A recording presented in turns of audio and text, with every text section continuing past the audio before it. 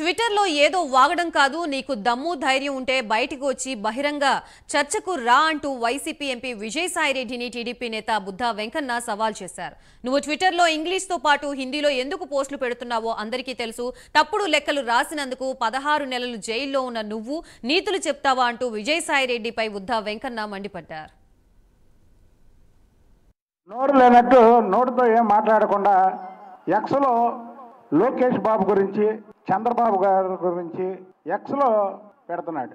అసలు ఈ గుంటనక్క నిన్న దేశమంతా కూడా తిరుపతి లడ్డు వ్యవహారం గురించి మాట్లాడుతూ తిరుపతి లడ్డు అపవిత్రం చేశారనే ఒక దీని మీద దేశం మొత్తం యావత్తు కూడా చర్చించుకుంటుంటే ఆ చర్చని పక్కదారి పట్టేలాగా ఎక్స్లో లోకేష్ బాబు గారి మీద ఆయన గురించి పార్టీ శ్రేణులు విసిగిపోతున్నారంట, పార్టీ సీనియర్లు విసిగిపోతున్నారంట.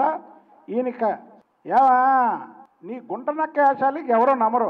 ఎందుకంటే మీ జగన్మోహన్ రెడ్డి మీద ఇసిగిపోయి చాలామంది సీనియర్ నేతలు, వైఎస్ రాజశేఖర రెడ్డి ముఖ్యమంత్రి అవ్వక ముందు నుంచి కూడా, వైఎస్ రాజశేఖర రెడ్డి అస్మతి నాయకుడిగా ఉన్నప్పటి నుంచి కూడా వైఎస్ రాజశేఖర రెడ్డితో ఫాలో అయినటువంటి వ్యక్తులు ఇవాళ మీ పార్టీని వదిలేసి బయటికి వెళ్ళిపోతున్నారు. అదేంటి? ఒకే ఒక కారణం.